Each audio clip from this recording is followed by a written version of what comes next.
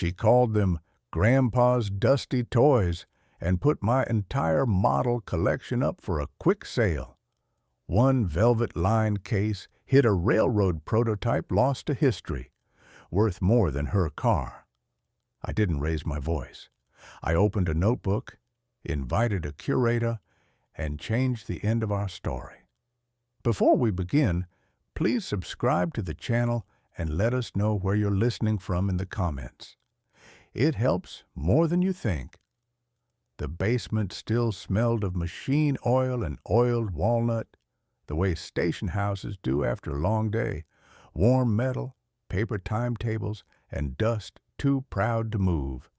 At 67, hands forget less than eyes do. My thumb found the scar on the index finger where a switch once bit back.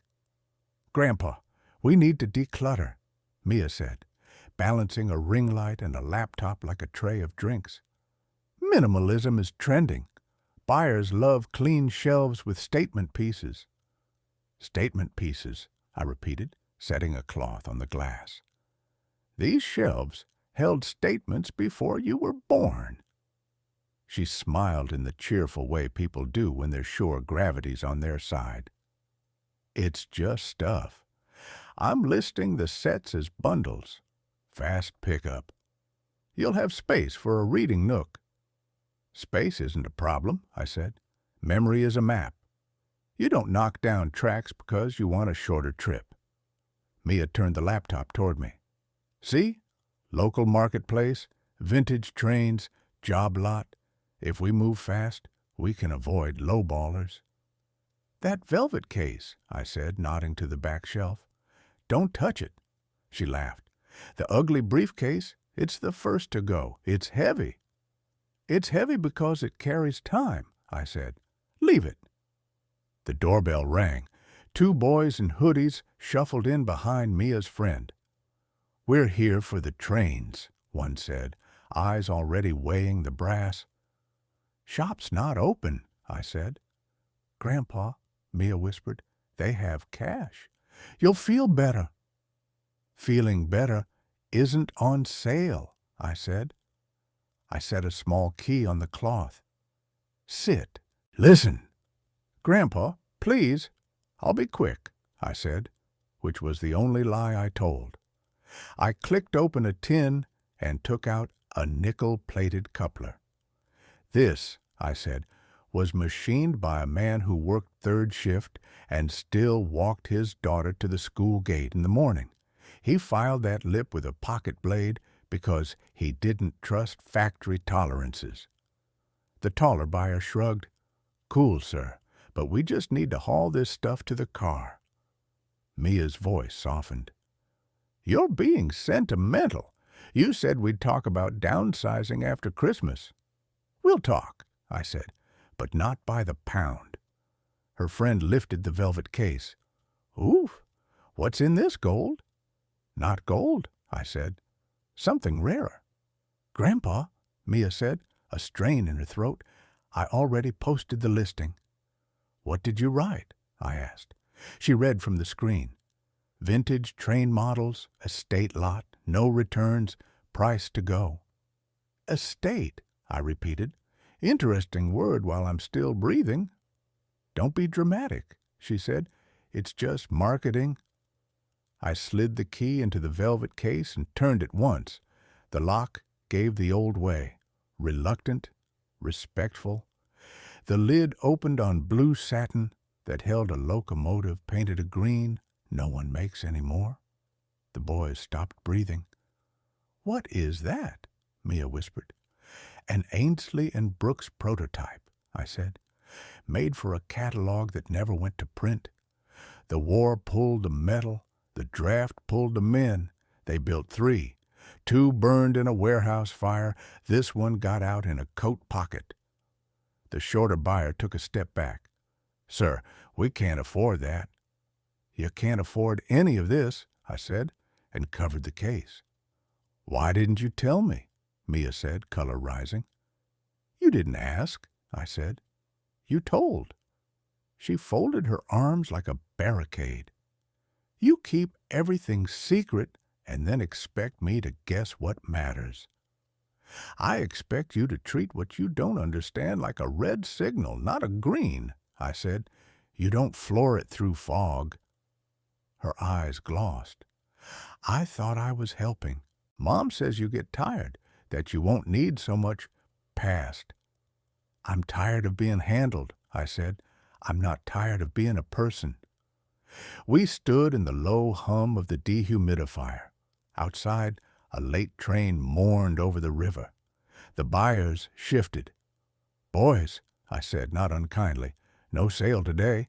There's coffee upstairs if you want to leave with something warm. They went, grateful to retreat from a room that had turned into a station platform for truths. Grandpa, Mia said softer, if this is valuable, we will do nothing until it's understood, I said, and we will understand it together. Tomorrow, 10 o'clock, the museum. You called them? She asked. I've had the number taped inside the case since your mother was in pigtails, I said. I kept it in case of a fire or a hurry. She wiped her eyes with the heel of her hand. Okay, she said, tomorrow. And Mia? I added. Take the listing down. She winced, then deleted, the little trash icon a poor stand-in for atonement.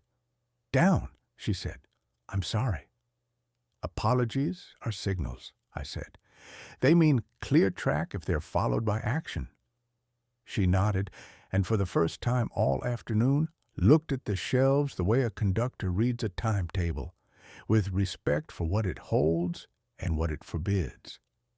We reached the City Museum, carrying the velvet case like contraband. Dr. Lorenz met us with the courtesy of a man who has loved things the world forgot to love back.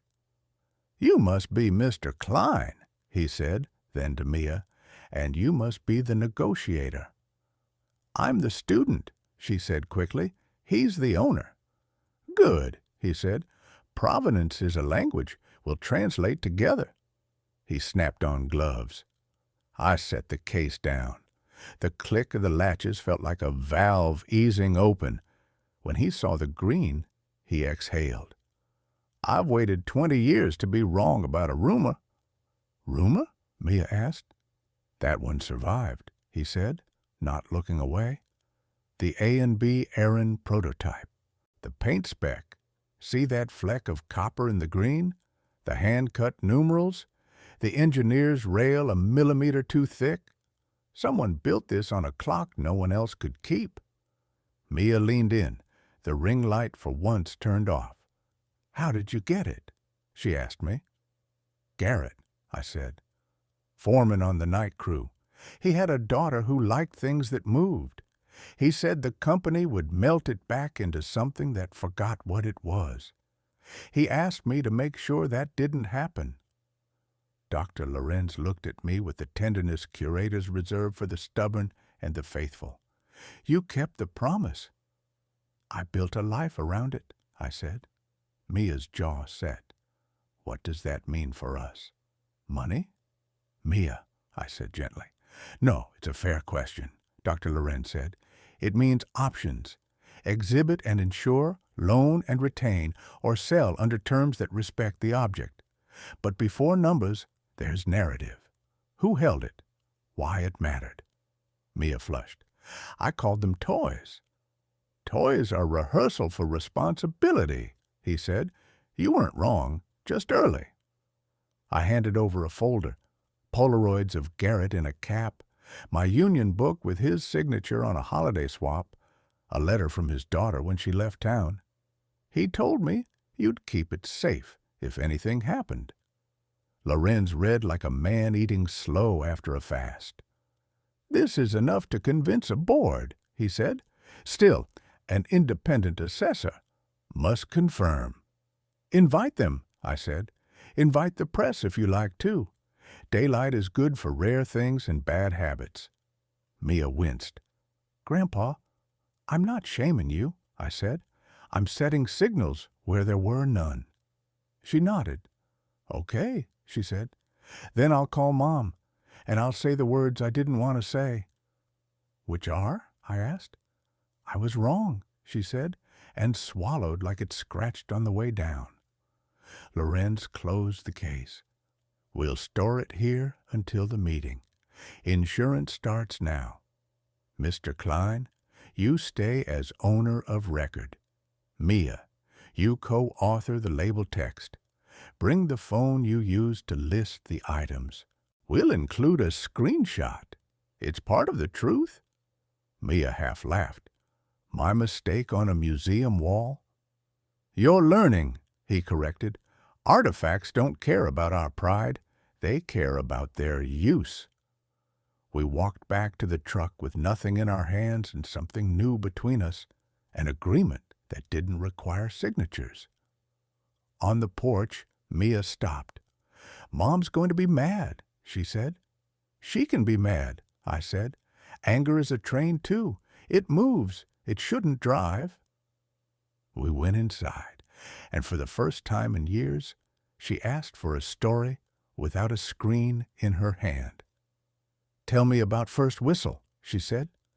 And I did, until the tea went cold and the evening was only the sound of memory doing honest work. Word traveled the way it does now, too fast and not always true. By Saturday, 3 collectors had messaged Mia from new accounts with old tricks. "I can wire today," one wrote. "Full lot, no inspection, urgent buyer." "Urgent is a red flag," I said. "We don't cross tracks before looking." At 10, a black SUV idled by the curb. A man stepped out with a smile used to getting through doors. "Mr. Klein, call me Trent," he said, offering a card with a name that didn't settle. "I represent an interested party willing to make a very generous offer for your items." "Items," I repeated. "Vintage trains," he corrected, eyes flicking over the shelves. "We can relieve you of the burden. Old things take space and attention." "So do people," I said. "We don't relieve ourselves of them." Mia stood beside me, shoulders squared. "We're working with the museum," she said. "Any sale will go through them." His smile thinned. "Museums slow things down. Markets reward decisiveness." "Decisive isn't always wise," I said. "That case stays where it is until the board meets." He glanced toward the basement door. "Then perhaps we should see everything else." "You can see the stairs," I said. "That's all that's for sale today." He adjusted his watch as if it had failed him.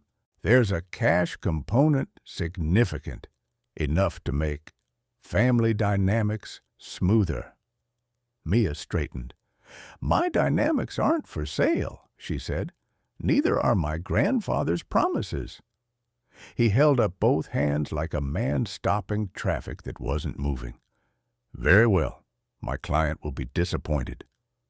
"Tell your client he's invited to the opening," I said, "if he behaves." When the SUV left, Mia let out a breath she'd been holding since Tuesday. "He made me feel small," she said. "That's how some men shop," I said. "They don't want objects. They want submission. The museum wants history, which is different." She nodded. "I wrote the first draft of the label," she said, shy. "I put rescued from fire by hands that knew value before the market did." "Is that too much?" "It's just right," I said. That afternoon, we met a stranger on the porch who didn't try to buy anything. He brought a composition book and a tin of cookies. "Name's Lake," he said. "My grandfather ran signals on the nightline. Your union book signed his transfer when the flood took the lower yard. I saw your name in a photo on the museum blog. Thought I'd bring records." He opened the book.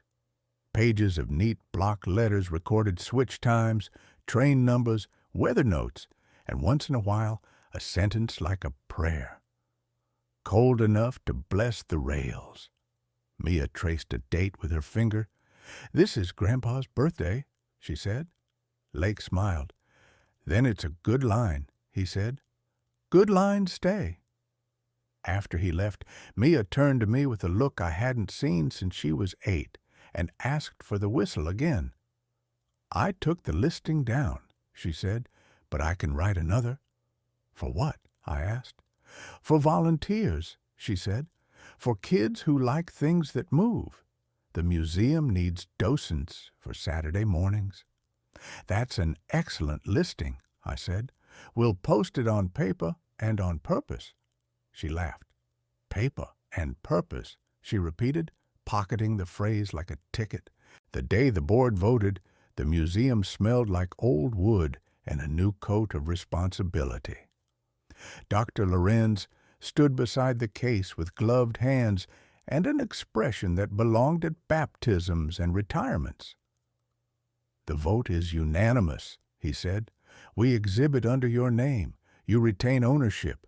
Insurance is funded by the grant, and Mia's label text stands."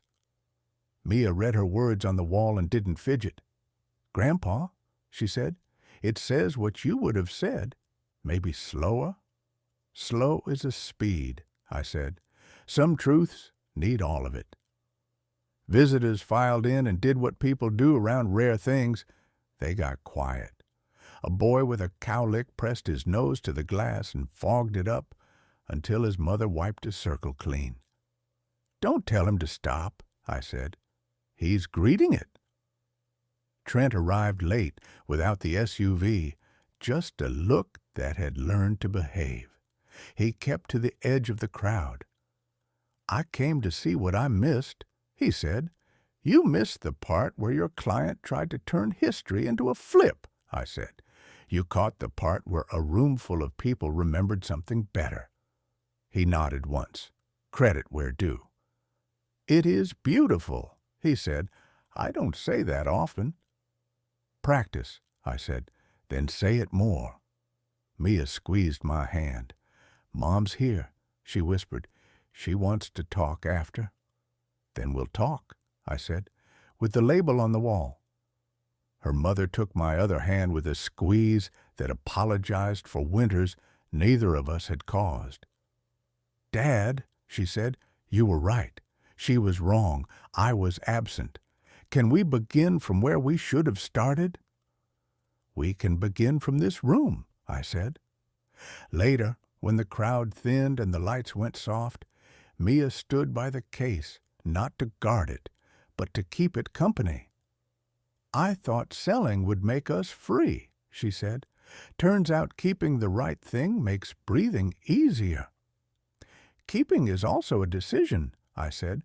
"So is letting go. Wisdom knows which is which." We walked home slow, letting the city's late trains draw lines in the air that pointed to places we didn't need to reach to understand. In the basement, I locked the empty velvet case and put the key back on the cloth. The shelves looked the same as when the week started, but they weren't.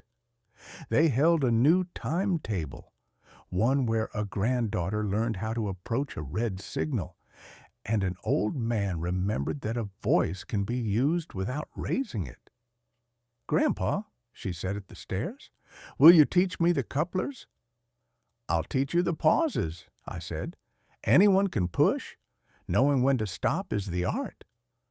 She smiled, and for a moment the house clicked like rails seating right after winter, not louder, truer.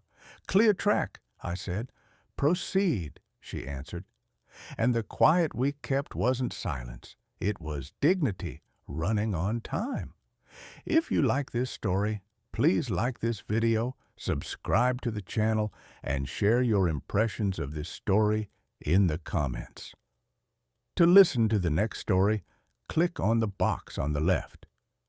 Thank you for watching.